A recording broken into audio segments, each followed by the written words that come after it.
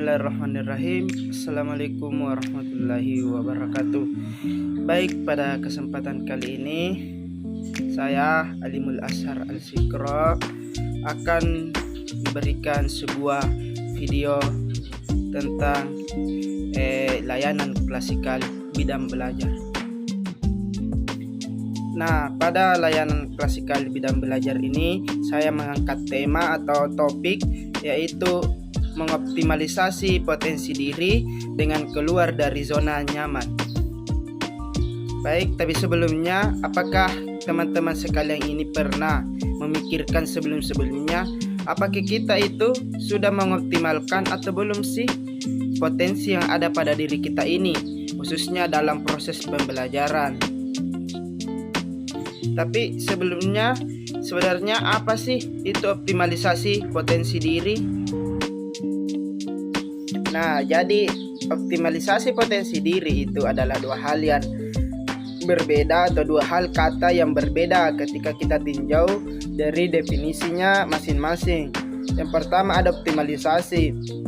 Secara umum, optimalisasi adalah sebuah proses menemukan praktik terbaik yang dilakukan untuk mencapai hasil yang maksimal dan ideal dengan memanfaatkan sumber daya yang ada sebaik mungkin. Selanjutnya, potensi diri. Kemampuan atau kapasitas adalah kemampuan atau kapasitas diri yang dimiliki seseorang tetapi masih dalam keadaan terpendam atau belum keluar sepenuhnya. Atau dengan kata lain, potensi diri ini adalah sesuatu hal yang ada dalam diri seseorang atau individu yang belum terpakai secara maksimal. Nah, jadi optimalisasi potensi diri adalah sebuah hal yang dimana kapasitas atau kemampuan seseorang atau individu yang belum keluar atau terpakai pada dirinya itu dimaksimalkan sebaik mungkin dengan proses yang ideal dan terbaik yang dirasakan pada setiap individu itu sendiri. Nah, selanjutnya di sini ada 3 hal yang harus diperhatikan pada setiap individu ketika dia ingin mengoptimalisasikan potensi yang ada pada dirinya. Yang pertama yang harus kita perhatikan atau hadirkan di dalam diri kita yaitu adalah keyakinan atau the power of belief, kekuatan keyakinan. Mengapa harus dimulai dengan kekuatan keyakinan? Keyakinan adalah fondasi untuk melakukan apa saja. Kita baru akan bertindak bila kita merasa yakin mampu melakukan sesuatu. Jika tidak yakin, maka upaya yang akan kita lakukan akan dikerjakan dengan setengah hati. Dan kita tahu bersama apapun yang dilakukan dengan setengah hati tanpa kesungguhan, maka hasilnya pasti tidak akan pernah maksimal. Yang kedua adalah kekuatan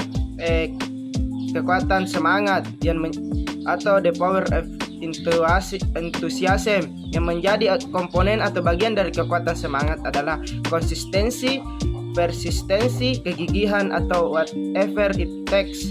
Tindakan yang dilandasi dengan sesuatu keyakinan yang teguh bahwa kita pasti bisa berhasil, pasti akan dilakukan dengan penuh semangat. Semangat ini sebenarnya adalah motivasi intrinsik atau dorongan bertindak yang berasal dari dalam diri kita. Kekuatan semangat ini yang membuat seseorang akan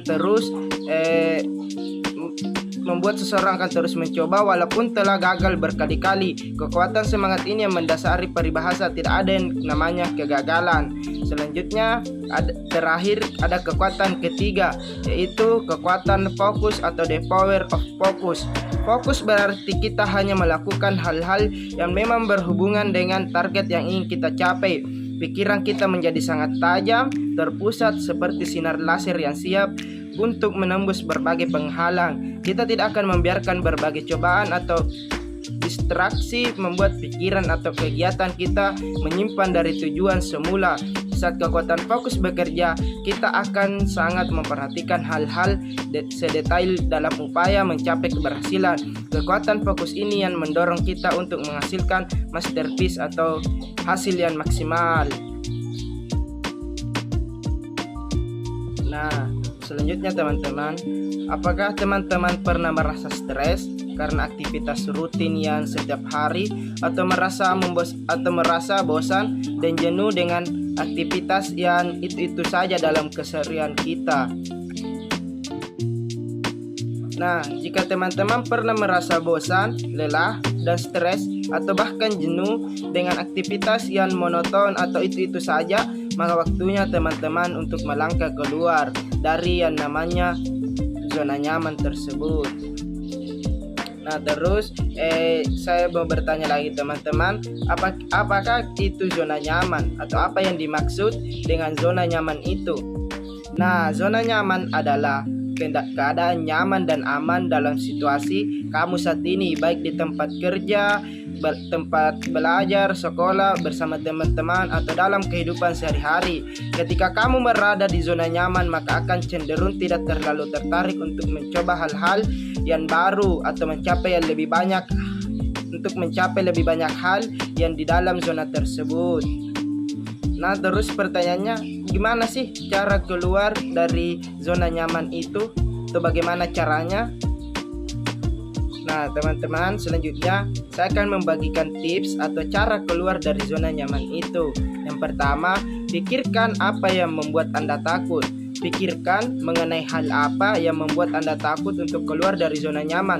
Lihatlah ketakutan tersebut dengan cara yang mengasihkan, sehingga Anda tidak akan terjebak di dalamnya atau tidak akan merasa takut untuk keluar dari yang namanya zona nyaman tersebut. Yang kedua, membuat rencana yang jelas. Membuat rencana dapat membantu Anda meninggalkan zona nyaman secara bertahap dan mengendalikannya dengan baik. Dalam membuat rencana, Anda harus benar-benar memahami apa yang ingin Anda tuju, bagaimana melakukannya, dan risiko-risiko yang mungkin dihadapi dalam keluar dari zona nyaman tersebut. Yang ketiga, yakinkan diri Anda bahwa Anda bisa melakukannya. Terus mengatakan pada diri sendiri bahwa Anda tidak dapat melakukannya, maka bisa membuat diri Anda tersugesti. Jadi yakinkanlah diri Anda bahwa Anda dapat menaklukkan tantangan baru dan berhasil keluar dari zona nyaman dengan baik. Yang keempat, cobalah untuk meninggalkan zona nyaman secara bertahap. Cobalah untuk beradaptasi pada situasi baru, namun jangan terlalu memaksakan diri hingga membuat Anda tertekan. Jika Anda tidak menyukainya, maka Anda bisa berhenti melakukannya dan mencoba hal-hal baru yang mungkin di mana Anda itu bisa baik di situ atau menyukainya tersebut. Yang kelima, mencari dukungan agar lebih semangat. Anda dapat membicarakan keinginan Anda untuk meninggalkan zona nyaman pada orang-orang terdekat. Mintalah mereka untuk mendukung Anda sehingga membuat Anda lebih bersemangat dan termotivasi dalam melakukannya. Yang terakhir, keenam, ingatkan diri bahwa Anda tidak pernah melakukan hal yang serupa. Tentu saja ada berbagai hal di masa lalu yang membuat Anda takut namun berhasil dilalui. Dengan kata lain, hal tersebut menunjukkan bahwa Anda mampu melewati tantangan. Membuat daftar mengenai keberhasilan Anda tersebut dapat meningkatkan kepercayaan diri Anda untuk menjadi orang di luar sana yang berhasil melewati itu semua atau melewati hal-hal yang sulit. Nah, selanjutnya di sini saya akan menjelaskan hubungan keluar dari zona nyaman dan pengoptimalisasian potensi diri.